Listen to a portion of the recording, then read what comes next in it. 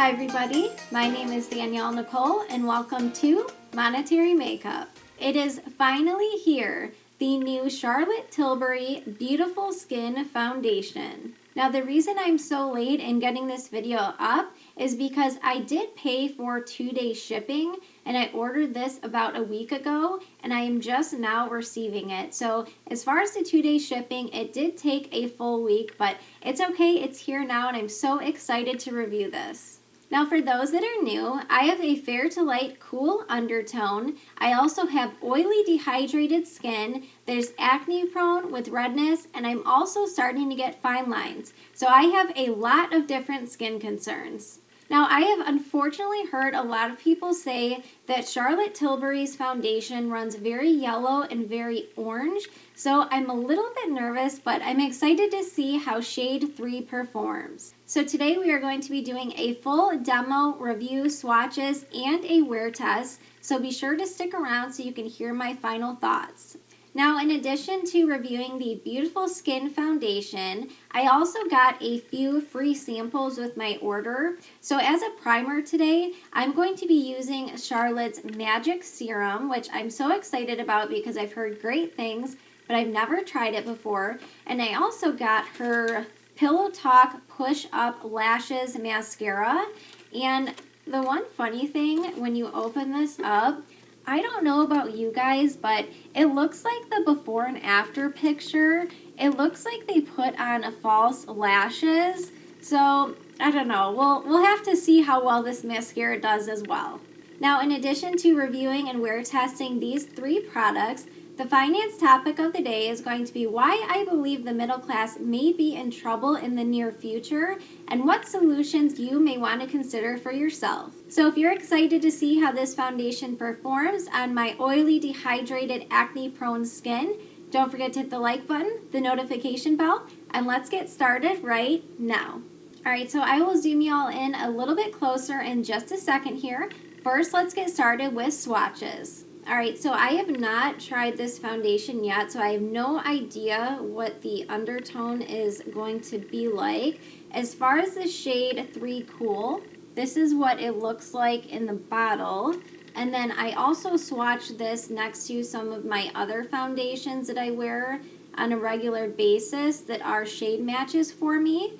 Just that way you can see the comparison next to some of my other favorite foundations. Alright, so first up is the Wet n Wild Tinted Hydrator in the shade Porcelain. Next up is the Tarte Hydro Flax Serum Foundation in the shade 14B.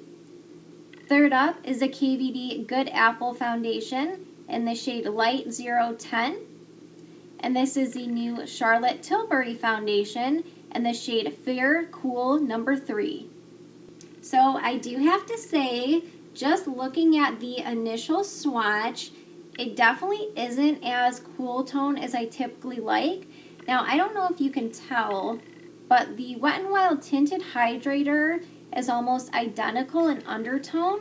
I would say the Wet n Wild is a little bit more cool tone, and I can still get away with this shade. So I don't think it's going to be too bad of a shade match, but just overall, I would love to see a little bit more cool pink in her foundation. Alright, let me get you zoomed in and let's get started with application.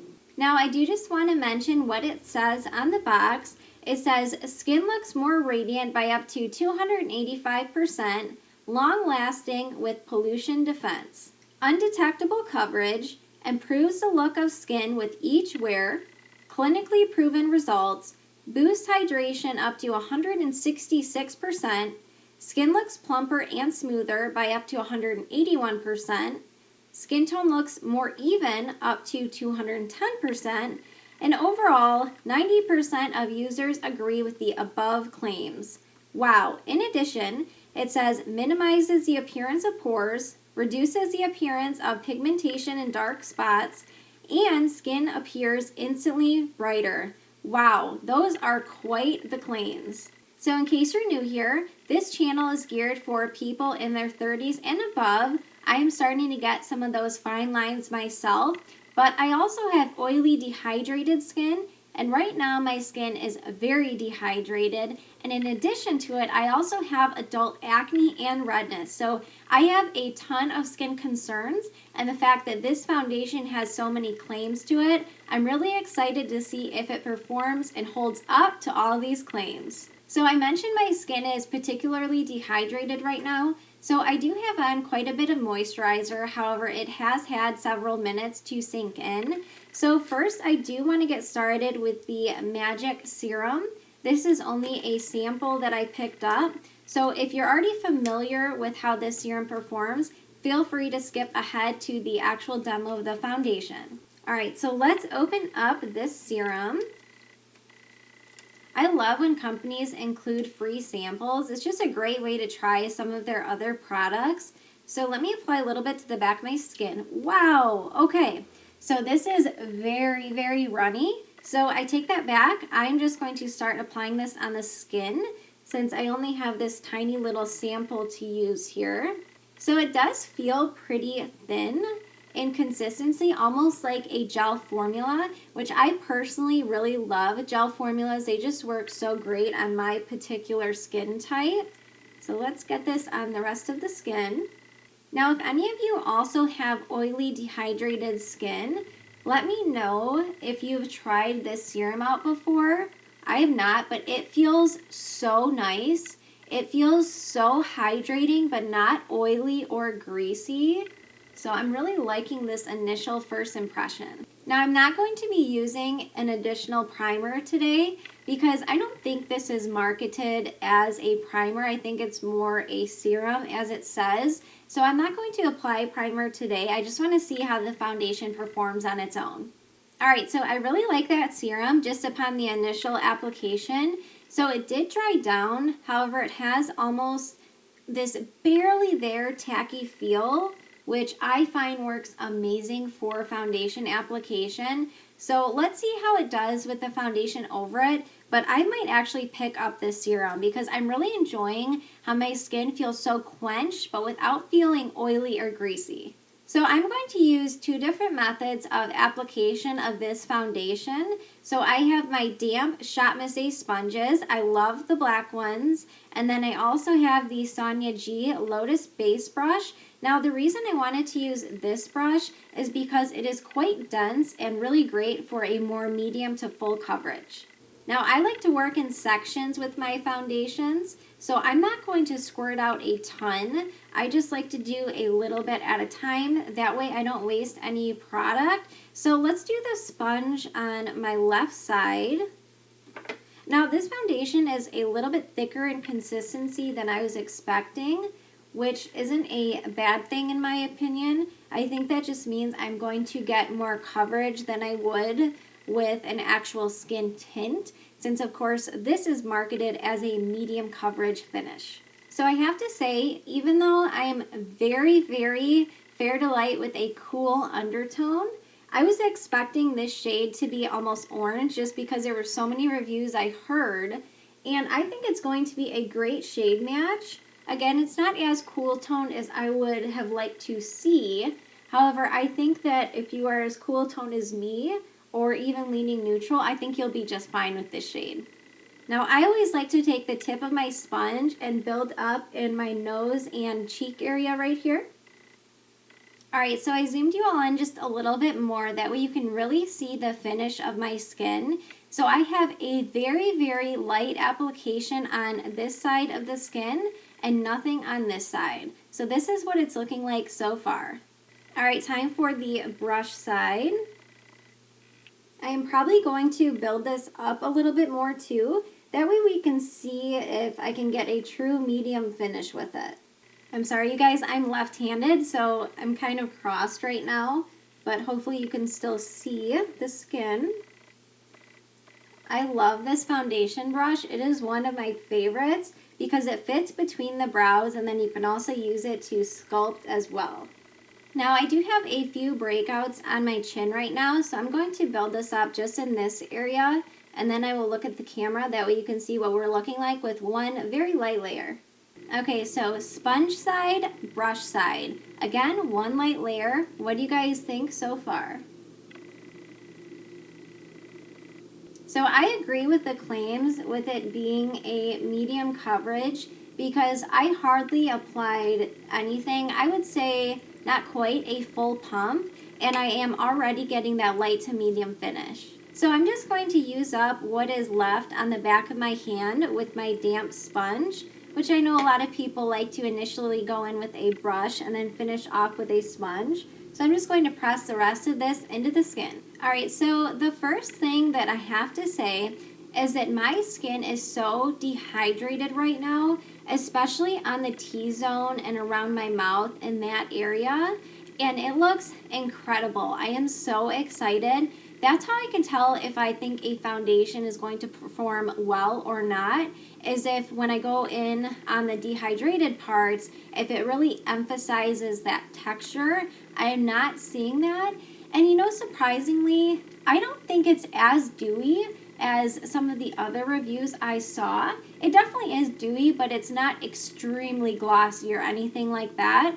So this is probably 1.5 pumps on each side. Or I'm sorry, 1.5 pumps on the entire skin. So what do you guys think so far? Now it does have a slightly oranger or yellow undertone, but I don't think it's enough that you would actually be able to tell. I can tell because of course I'm looking in real life, but I'm not noticing like a huge difference. I didn't blend it down my neck, but let me know what you guys think about this shade. Is 3 cool? Does that look like a fair to light cool undertone person can get away with it on me? What do you guys think about the undertone in the shade? So for those that do suffer with adult acne like me, just so you know what I'm doing right now before we move on to concealer, I have a few breakouts on my chin right now, and I'd say the foundation didn't fully cover it, which it doesn't claim to be a full coverage. So I just dabbed on a tiny bit of concealer, hardly anything in those areas, and then I take the tip of my sponge and dip that back into the foundation. So I have just a tiny bit, and then I'm just dabbing over those areas so that way it can blend in with my skin tone. And when I'm done in 1 second, we'll move on to the rest of the skin. For concealer today, I wanted to go in with something that isn't fully matte or fully dewy. That way we can get a more natural finish and it doesn't affect the actual wear of the foundation. So I'm going to use the Kosas Revealer Concealer, and I use the shade 0.5N. So I'm not going to apply a ton of concealer today, as I mentioned. I don't want to mess with the actual finish of the foundation. So just a little bit underneath the eyes to brighten it up. Now I do take my concealer, just one little swipe right here. This is not a full coverage concealer, so it might seem like I'm applying quite a bit, but I'm really not. This is such a natural finish concealer.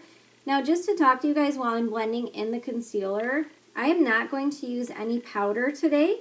As someone that is dehydrated, but I also have oily skin, I really want to see how this foundation does without setting it. And then of course, if you want to add powder yourself, you can of course do that. Alright, so the Kosas Revealer Concealer really blended over this foundation well, so it didn't do anything funky, so I don't think you have to have the Charlotte Tilbury Concealer. This one did just fine over the new Magic Foundation. So because we are going to be a little bit more glowy today, at least that's what I'm expecting with this foundation, for bronzer, I want to go in with one of my favorite bronzers. This is from Kaleidos, and this is called the Charisma Cool and Light Palette. And I love this because you get a matte highlighter, a contour shade, and a bronzer, and no orange in this palette. As you can tell, these are beautiful cool tones. So I'm going to use my IT Cosmetics 202 brush that I picked up at Ulta. And first, let's dip right into the bronzer shade. As I said, we're not going to use any powder today as far as to set the skin, but I do want to add a little bit of bronzer. This is a great brush if you are looking for one that gives a more soft, natural look. It doesn't pick up a ton of product, so that's why I keep dipping back in. I really like to be able to control the amount of bronzer that I use, so this is a great brush. Alright, so far it's not picking up or doing anything weird, even though we did not set the skin. My hair is getting a little wild up here. Whenever I use a brush with the headband, it just goes floop everywhere. Next, I'm taking my Scott Barnes 65 brush into the contour shade, and I'm just going to add just a little bit right here to kind of give me a more sculpted look. This is another great brush. It's just fitted so perfectly to your face, so it looks good. Alright, so nothing funky happened with applying the bronzer. I did add a tiny bit of that contour shade right here, and even though I did not set the skin, I'm not noticing any patching or anything weird like that, which is awesome. And then the last step I like to do is, because this has a matte powder that is a highlighter, it's not really a highlighter in my opinion because it's not super bright. But anyways, what I like to do is just dip into a little bit of that shade and then just put that right here, and it just gives that more sculpted look. Now typically I use concealer for this step, but I forgot how much I really enjoy this palette, so I just wanted to add a little bit of this matte shade. So I'm really liking how the skin looks so far. Again, I didn't use any setting powder. Bronzer went on fantastic. I want to add just a little bit of glow to the perimeter of the skin. So I'm going to go in with this palette from Shop Miss A. This is called the Princessa Contouring Palette. I love this bronzer. I actually quite enjoy the entire palette. For $1, I mean, not even just for $1, it's an amazing palette. So I just want to add a tiny bit of glow just to the high points of the skin, nothing crazy. Alright, see how that added just a little bit of warmth to the skin? I really love this palette. Alright, next for blush, I'm going to use this Shop Miss A AOA Perfect blush in the shade Frenzy. And to apply, I'm going to use the e.l.f. Putty Blush Brush. Even though this is a brush meant for putties and creams, I actually quite like it for more pigmented blushes. And this blush is beautiful. Again, I can't believe it's only $1, but let's add a little bit of warmth to the cheeks. Alright, next I'm going to apply a little bit of eye makeup, brow gel, and highlighter, and I'll be right back. Alright you guys, so here is where we are at. I just finished almost all of my makeup. I just threw on a little bit of eyeshadow, brow products. I'm not having the best makeup day. You know those days you have where just nothing is blending, the matches are not correct. It's just one of those days. So I apologize if my eye makeup is a little bit off today. So it has been a few minutes because I applied highlighter and brow products and all of that. And I think the skin is still looking beautiful as it claims. I will say that I can see this foundation getting cakey if you apply too much. So I don't think it's one of those foundations where you want to go in and build up to a full coverage. I think that light to light medium coverage is really the sweet spot where this foundation will shine. Alright, so if you're curious, I have the Pillow Talk Mascara from Charlotte Tilbury. So before we get into the topic of the day and the wear test, first I want to try out this mascara. Now I mentioned this in the intro, I believe, but take a look at this picture. I'm not sure if it's going to come in clear or not, but doesn't that look like they have on lashes? I mean, I don't know, you guys. I think that's a little unrealistic, but I don't want to judge too soon, so let me start applying the Push-Up Mascara. Now, the wand appears to be a full-size wand, which is nice. I actually prefer smaller wands for my eyelashes, but that's alright. And it does look like it's plastic, and it looks like it may be more of a defining lash, but I'm not sure. Let me get this on real quick, and then I will show you up close. Alright, so right off the bat, I do like this wand. I could really feel it lifting each individual lash. Okay, so this is one eye with mascara, nothing on this eye yet. So what do you guys think? I actually really like this mascara. I think it did a great job at lifting. So let me get the other eye on. I really like this wand because it really pulls at each lash, gently of course, but you know how some mascaras you go in with and you can just kind of feel it skimming over? These actually grab onto and grip the lashes. Alright, I'm going to add some to the bottom lashes as well. It's definitely more of a separating mascara. However, there is good volume too. And I think because of how the wand is shaped, it's probably why they call it the, the push-up mascara. I can definitely feel that happening. Okay, so I just finished applying mascara to both the upper and lower lash line. What do you guys think about this mascara? I actually really like it. Is it going to be a replacement for my Holy Grail Essence Lash Princess mascara? Probably not. However, I think it's pretty close. I really do like it. Alright, so once again, I have no powder on my skin whatsoever as far as setting powder goes. So I will see you back here at the end of the night for a wear test. But next, let's cut into the topic of the day. Hi everybody, welcome to the topic of the day. So lately, I've been reading quite a few articles about how the middle class may be in trouble when it comes to finances and planning for retirement. Now, I think there are two reasons for that conclusion. The first is, only roughly about 50% of Americans are actually investing in the market or have any sort of investments, so 1 in 2 is actually not that big of a number. Now, I think it's no secret that if you are planning on living a comfortable retirement, investing in the market is almost a necessity unless you are able to save up that kind of money, which most people are not able to do that in and of itself. Now, the second reason I also believe the middle class may be in trouble is because pensions are becoming obsolete. So years ago, it was actually very common for most companies to offer pensions, which was amazing because it was a great way to supplement Social Security retirement income. But nowadays, with pensions becoming obsolete and with only roughly 50% of Americans investing for their future, this can be a huge problem for some people.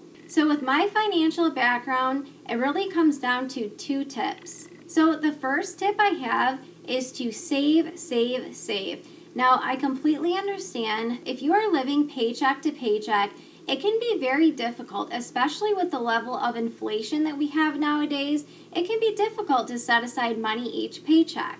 Now, if you do find yourself in that situation where it is difficult to set aside any sort of savings, here's what I recommend. I recommend taking just $10 out of each paycheck. Now, I know you might be thinking $10? $10 is hardly anything. Is it even worth it at all? Well, I say yes, it is worth it.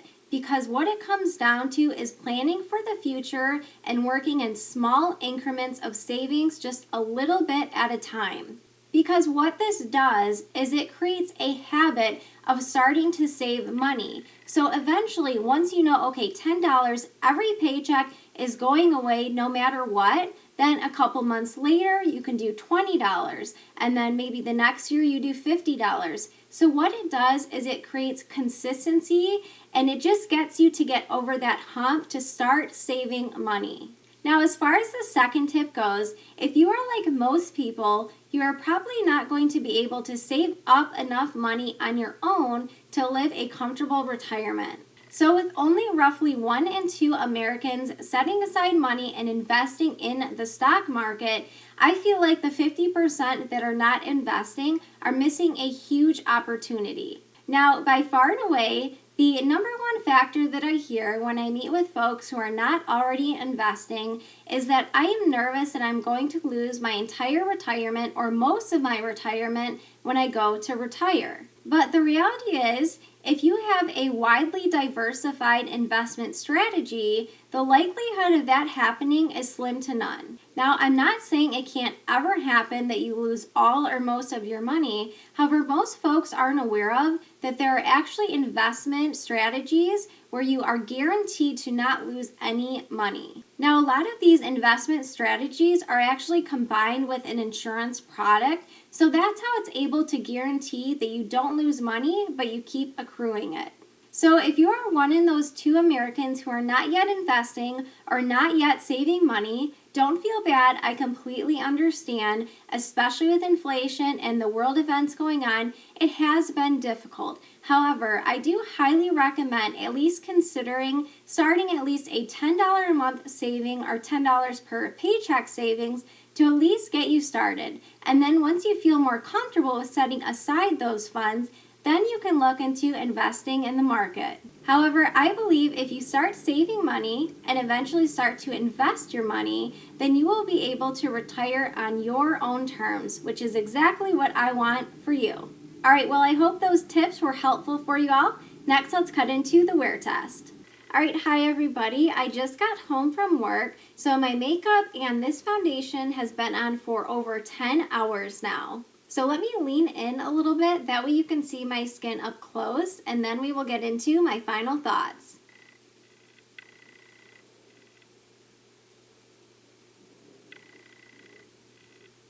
All right, you guys, so I have a lot of thoughts about this Beautiful Skin Charlotte Tilbury foundation.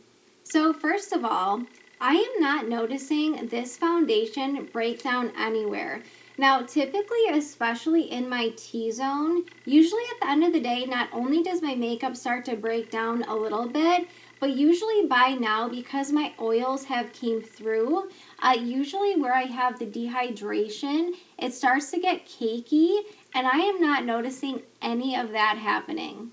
Now, I'm also pretty surprised. Don't let the fact that I have dehydration confuse you, because I still have oily skin. So you can certainly see the oils that have started to come through, as they have been throughout the entire night. But you guys, for not using any powder, I don't feel like I look excessively oily. I certainly look dewy. However, I don't think I look like a grease ball. So what do you guys think after this 10-hour day? Now, I can completely see when I look really close that this foundation could get cakey. So let me explain. I think if you apply 1 to 1.5 layers, you will be in a great sweet spot because it will provide a light or even medium coverage.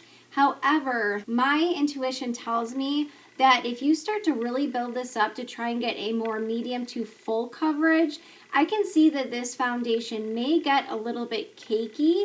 However, the way I applied it today with the sponge, the brush, and then going over it with the sponge with the remainder of the product, I think it looks really good. Now, I'm not noticing any of my fine lines that I'm starting to get being emphasized. Again, as I said, the dehydrated parts I'm not noticing are coming through or anything like that. And also, you can still see my blush and my bronzer. And again, I didn't use any setting powder first, so I am really impressed with this foundation. Now, I do want to talk about a little bit about this shade 3 Cool. So I feel like if you were to look at makeup 30 years ago, if I told you I was the fairest of them all, especially on YouTube, I think most people would believe that. However, I think as we become more inclusive, I am more fair to light. I don't think I'm light by any means, but I'm definitely not the fairest of them all. Who is the fairest of them all?